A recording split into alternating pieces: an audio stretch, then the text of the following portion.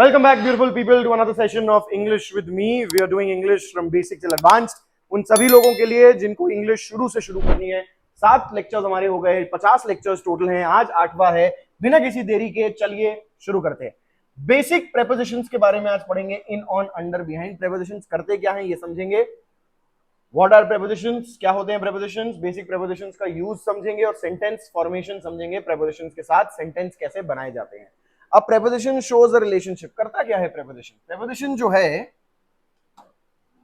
जो है वो रिश्ता दिखाता है, रिश्ता बताता है। किसका? किसी नाउन या किसी प्रोनाउन, इन दोनों में से कोई एक चीज होगी और उसका रिश्ता दिखाएगा किसी चीज से। किससे दिखाएगा? या किसी नाउन प्रोनाउन से दिखाएगा, या किसी एडजेक्टिव से दिखाएगा, या किसी वर्ब से दिखाएगा। वर्ब मतलब जो कार्य हो रहा है, तो वर्ब से दिखाएगा तो बताएगा कार्य जो हो रहा है कहां हो रहा है, किसके लिए हो रहा है, किसके साथ हो रहा है, कब हो रहा है, ये सब बता सकता है। एडजेक्टिव के साथ करेगा तो किसी की कोई चीज उसके लिए, तो किसकी है वो चीज, किसके साथ थी वो चीज, किसके ऊपर रखी थी, किसके नीचे रखी थी, एटसेट्रा एटसेट्रा। ये सारी चीजें रिलेशंस बता सकता है। नाउन और प्रोनाउन का रिलेशन बताता है किसी नाउन प्रोनाउन से, किसी एडजेक्टिव से, या किसी वर्ब से। या ये रिश्ता बताएगा, या ये रिश्ता बताएगा, या ये रिश्ता बताएगा, ये रिश्ता बताएगा कि यार ये रिश्ता बताएगा। तो भाई नाउन का नाउन से रिश्ता, नाउन का प्रोनाउन से रिश्ता, नाउन का एडजेक्टिव से रिश्ता, नाउन का वर्ब से रिश्ता, या प्रोनाउन का नाउन से, प्रोनाउन का प्रोनाउन से, प्रोनाउन का एडजेक्टिव से, और प्रोनाउन का वर्ब से। एग्जाम्पल क्या है? इन, ऑन, अंडर, बिहाइंड, ओवर। इन मतलब के अंदर, so we are sitting in the classroom. On, we are sitting on the bench. We are sitting under, we are under a roof. We are behind the camera. I am behind the camera, you are in front, I am in front of the camera, you are behind the camera, all of you, you are in front of the screen. People behind the camera or the cameraman and the people who control the lighting and everything. Lighting camera संभालने वाले लोग जो होते हैं behind the camera. Over किसी चीज के ऊपर से, फलांग मार रहे हो, अब जंप मार रहे हो, लांग मार रहे हो, तो लांग रहे हो किसी चीज के ऊपर से, तो ये जंपिंग ओवर समथिंग। समझेंगे इनके यूजेस और इनका मतलब अब आगे बढ़ते हुए। प्रेपोजिशन ऑफ प्लेस सबसे पहले। इन, इनसाइड समथिंग, किसी चीज के अंदर। The ball is in the box. तो यहां पे देखो इज और बॉक्स के बीच में रिलेशन बता रहा है, वर्ब और नाउन के बीच में। कि बॉल है कहां है? बॉक्स के अंदर। बुक इज ऑन, किसके अंदर? टेबल के ऊपर। तो ये इन, ऑन, अंडर, बिहाइंड और नेक्स्ट टू, ये सब प्रेपोजिशंस है। इनका मतलब किसी चीज के अंदर। The ball is in the box, ball box के अंदर है। Resting on a surface, on मतलब उस चीज के ऊपर रखी है। The book is on the table. Under मतलब किसी चीज के नीचे है।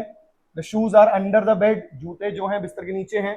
बिहाइंड के पीछे। At the back of something, the cat is behind the curtain, पर्दे के पीछे है बिल्ली। Next to something, beside something, next to मतलब किसी चीज के बगल में। तो the pen is next to the notebook, notebook के बगल में रखा है पेन। यार देखो ध्यान से, विजुअल एग्जांपल्स देखो। Imagine a ball in a box, एक बॉक्स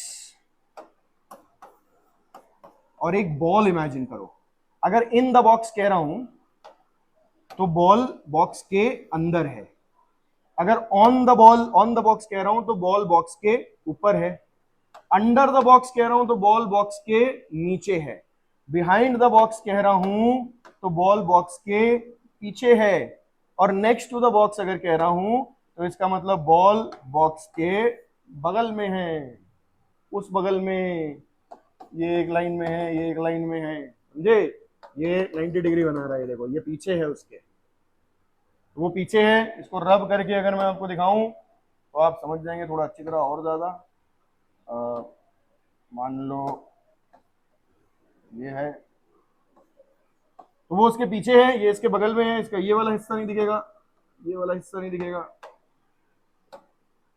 तो ये ऐसे आएगा। अंदर की बॉल नहीं दिखेगी, ये साइड में है, ये पीछे है, ये ऊपर है और ये नीचे है, तो इसका ये वाला हिस्सा नहीं दिखेगा। ये वाला हिस्सा इसका छुपा रहेगा, ये नीचे की तरफ आएगा। और ये ऊपर है अगर, तो इसका ये वाला हिस्सा नहीं दिखेगा,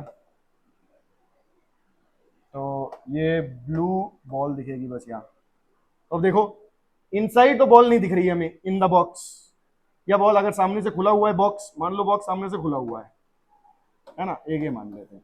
इस बॉक्स को कलर कर देते हैं ऐसे और ऐसे, है ना। ये बॉक्स हो गया हमारा कलर, और इसके अंदर हमने डाल रखा है बॉल को, बॉल बॉक्स के अंदर है। अभी दिख रही है, दिख रही है भाई, आधी दिख रही है, बॉक्स जितना खुला उतना दिख रही है। ये वाली जो है वो इन द बॉक्स है, ये हो गया इन the box. On the box ये हो गया on the box. Under the box ये हो गया under the box. Behind the box ये हो गया बिहाइंड द बॉक्स। और नेक्स्ट टू द बॉक्स ये हो गया नेक्स्ट टू द बॉक्स। देखिए भाई, इतना सरल, इतना साधारण। अब प्रेपोजिशन ऑफ टाइम देखिए, टाइम इन ऑन एट, और मैं आपको पहले बता चुका हूं, अगर आपको याद होगा सातवें हमारे लेक्चर में इन ऑन एट हम लोग कर चुके हैं। In January and in the evening, evening के लिए इन यूज होगा, जनवरी के लिए इन यूज होगा, किसी ईयर के लिए भी इन यूज होगा, like 2025 for example, 2016, 3020 etcetera. On Monday, on my birthday, किसी डे के लिए और किसी डेट के लिए भी, डेट के लिए भी 5th July. At 5 PM at night, किसी और टाइम के लिए भी, at sunset, at sunrise. But morning अगर कहेंगे तो पूरी मॉर्निंग होती है, तो एट मॉर्निंग नहीं होगा, इन द मॉर्निंग होगा, इन the evening, in the afternoon, afternoon, morning. क्यों? ये लंबी अवधि है टाइम की, सिर्फ एक पर्टिकुलर टाइम नहीं है। सनसेट और सनराइज एक पर्टिकुलर टाइम है, जिस समय में, क्षण में सूर्य अस्त हो रहा है वो सनसेट है, जिस क्षण में सूर्य उग रहा है वो सनराइज है। पर सनराइज होने के बाद पूरे समय तक, जब तक दोपहर नहीं हो जाती तब तक मॉर्निंग चल रही है। इन द मॉर्निंग होगा, एट मॉर्निंग नहीं होगा। बट नाइट के लिए हम लोग एट यूज करते हैं, क्योंकि अंग्रेजी में वही है कि भाई नाइट में ज्यादातर वही है कि एक ही टाइम की बात हो रही है, उस टाइम की जब हम सो रहे हैं। तो एट नाइट मतलब वही जब सो गए हो सब। आई वॉज बॉर्न इन जुलाई, देखो मंथ के लिए इन यूज हुआ है। I was class, the class is on Tuesday, day के लिए ऑन यूज हुआ है, और टाइम के लिए एट यूज हुआ है। आई वॉज बॉर्न इन जुलाई, मैं जुलाई में पैदा हुआ था। The class is on Tuesday, class Tuesday को है। We will meet at 3 PM, हम 3 बजे मिलेंगे। फिर कॉमन मिस्टेक्स देखिए, he is in the table नहीं हो सकता, टेबल के अंदर नहीं है वो। He is in the table गलत हो गया, टेबल के अंदर नहीं है वो, he is eight the table बोलते हैं। टेबल पर अगर कोई बैठा है, टेबल के ऊपर बैठा है तो ऑन द टेबल बोलेंगे, पर टेबल के ऊपर बैठ के लोग काम नहीं करते हैं। टेबल के ऊपर अगर आप बैठे हैं तो ये बैड मैनर्स है, टेबल पर नहीं बैठना चाहिए। You should sit at the table, मतलब चेयर पर बैठे हैं और टेबल पर काम कर रहे हैं, काम आपका टेबल पर हो रहा है, टेबल से आपका एसोसिएटेड है, इसलिए एट द टेबल।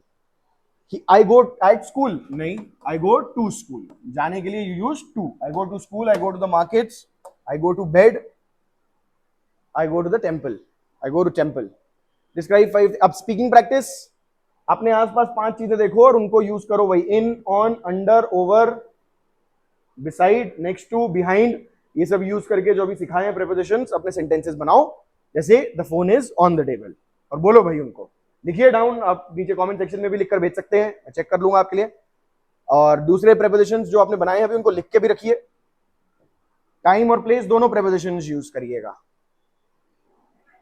आपका होमवर्क ये है भाई, प्रैक्टिस करें प्रीपोजिशंस को, और एक छोटी स्टोरी बनाएं ये सब प्रीपोजिशंस यूज करके, अभी जो प्रीपोजिशंस आपको सिखाए गए हैं। अगले वीडियो में हम लोग common conversations, shopping, greeting, asking directions, shopping करने के लिए, ग्रीट करने के लिए एक दूसरे को, डायरेक्शंस पूछने के लिए जो होते हैं चीजें यूज करते हैं हम इंग्लिश में, वाक्य, उनका उपयोग देखेंगे। सो ये रहा आज का lesson, that's that for today. I have been Anmol, your guide on this journey through the English language in association with Mars Tutorial. Thank you so much for joining in, beautiful people, and I shall see you in the next one.